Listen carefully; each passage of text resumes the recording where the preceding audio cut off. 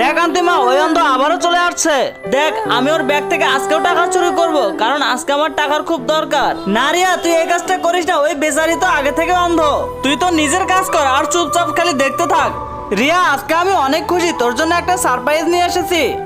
আচ্ছা, আমার জন্য তুই সারপ্রাইজ নিয়ে এসেছিস? ওগুলো বাদ দে, তুই আগে বল তুই কেমন আছিস, কেমন লাগতেছে আজ। এবার বল তুই সারপ্রাইজ কি এনেছিস।